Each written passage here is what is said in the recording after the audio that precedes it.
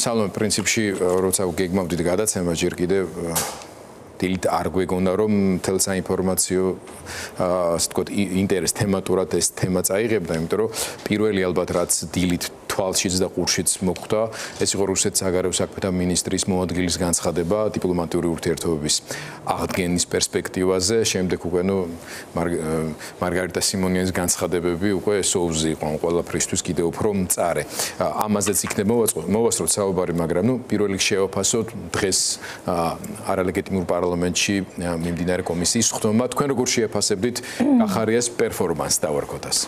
მადლობთ გიორგი, მე ძალიან დიდი იმედი მაქვს, რომ სწორედ იმ თემებზე ვისაუბრებთ, ძალიან ბევრს, რომელიც არის ჩვენი ქვეყნისთვის ძალიან მნიშვნელოვანი დღეს და არა აი ამ რაღაცა შოუზე, რომელიც დღეს იდგმება საქართველოს პარლამენტში, რომელსაც არაფერი საერთო არ აქვს საერთოდ ყველა რაიმე იმ საკითხის გადაჭრასთან, რომელიც საქართველოს მოქალაქეს დღეს აწუხებს და სწორედ ამ თვალსაზრისით არის ჩემთვის გაუგებარი გადაწყვეტილება, რომ ამ კომისიის ხდომაში მიიღო მონაწილეობა. ანუ რამდენიმე ფაქტორს ჩამოვთვლი უცბად, ბევრი მართლა არ მინდა ამაზე ვისაუბრო.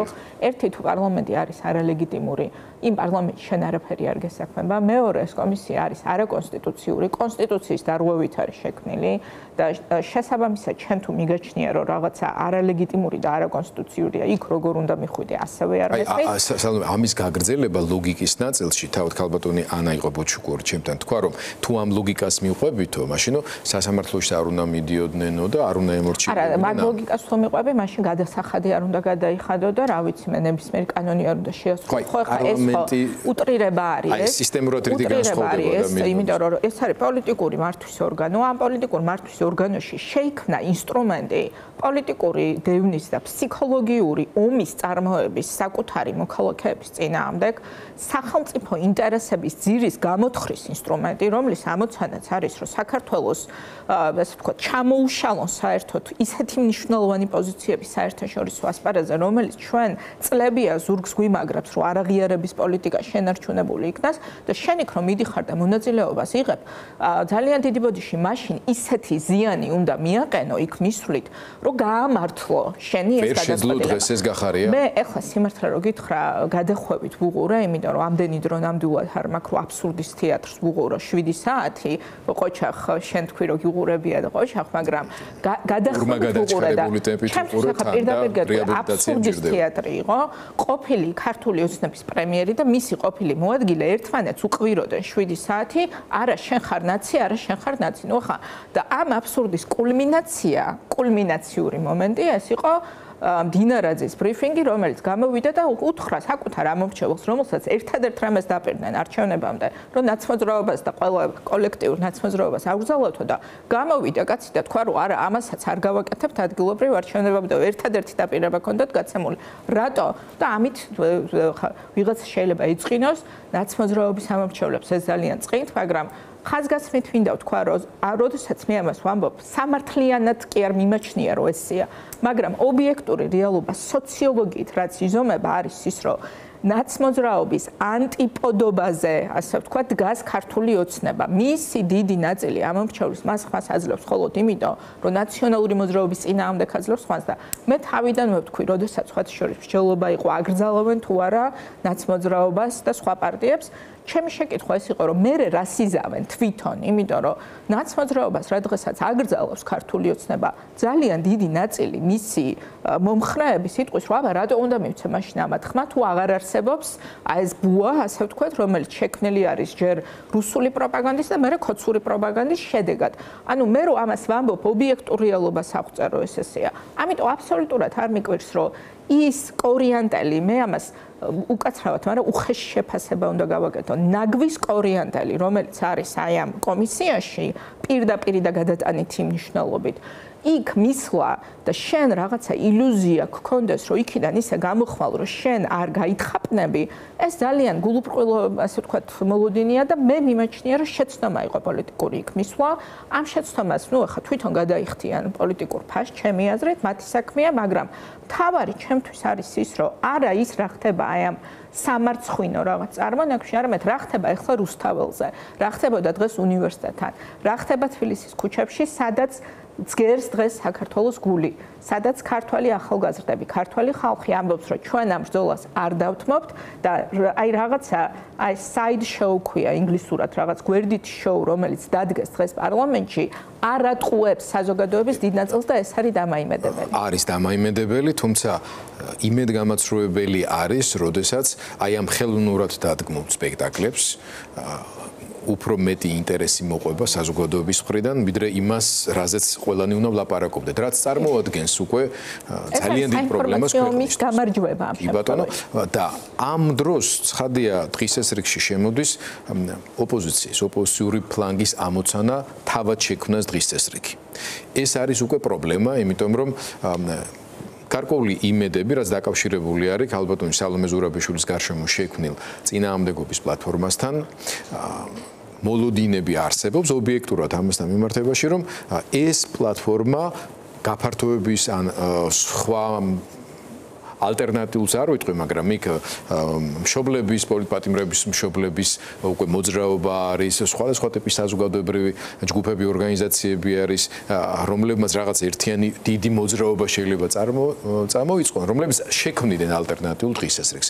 ეს რო ასე არ ხდება, ამიტომ მიაქვს ეს ინტერესი მთლიანად იქით, იმიტომ რომ შეუძლებელია ხა ანწუხელიძესთან დაკავშირებით გაკეთება ის განცხადებები და კიდე სხვა უბედურებები ან იმოყვება გახარია იმის ისტორია სინამდვილეში ივანიშვილის პირდაპირ ჩარევა იმ მომენტში, როცა საერთოდ ფორმალურადაც და ყველანაირად წასულიყო პრემიერ-მინისტრობიდან, როგორ მართავდა რეალურად სიტუაციას, ეს ხო ისედაც ვიცოდით, მაგრამ პრემიერ-მინისტრის მიერ მონაყოლი უკვე ფაქტობრივი მტკიცებულებაა და იქ დანაშაულის ნიშნებიც არის და ასე შემდეგ. ეს მიიპყრობს ყურადღებას.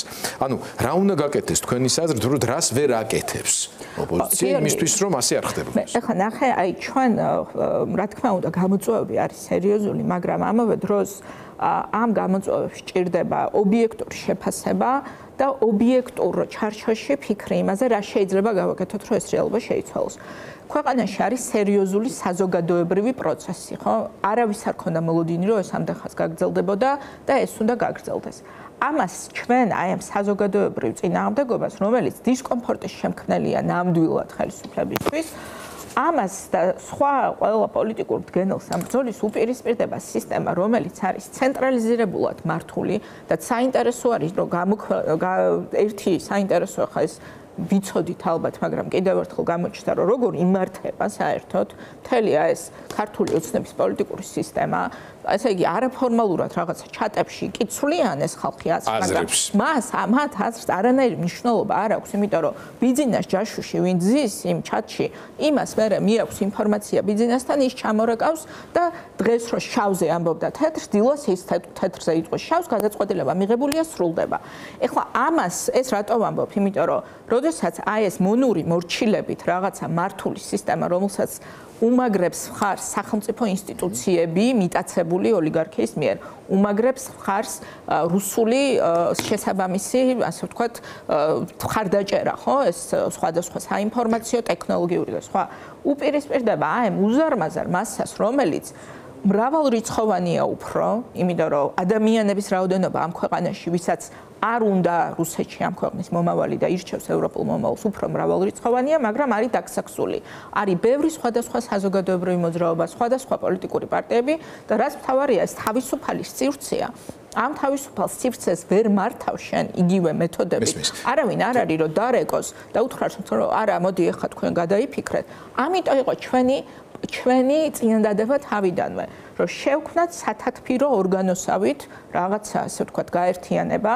ჩვენ ვთქვით, რომ ეს დაიწყოს იმით, რომ იყოს ის ხალხი, ვისაც აქვს წარმომადგენლობითი მანდატი მიღებული, მაგრამ არ შევზღუდოთ ამით, იქ იყოს კარი ღია საზოგადოებრივი ორგანიზაციების და სხვებისთვის, სადაც მოიხარშება ეს პოლიტიკური პროცესი. ლელოსის ინიციატივა ძლიერ საქართველოს ახსოვს. ამ ეტაპზე ამ ხრივ აშკარად პრობლემებია, მოდი ვაღიაროთ და იმიტომ რომ სხვა არაფერი ალტერნატივა არავინ არ შემოგთავაზა. ეს არის მინდა მოვასწრო და ბოლოს მინდა კითხოთ, შეაფასოთ, იმიტომ რომ შემთხვევით საგარეო საქმეთა სამინისტროს დონეზე არ კეთება ასეთი განცხადებები.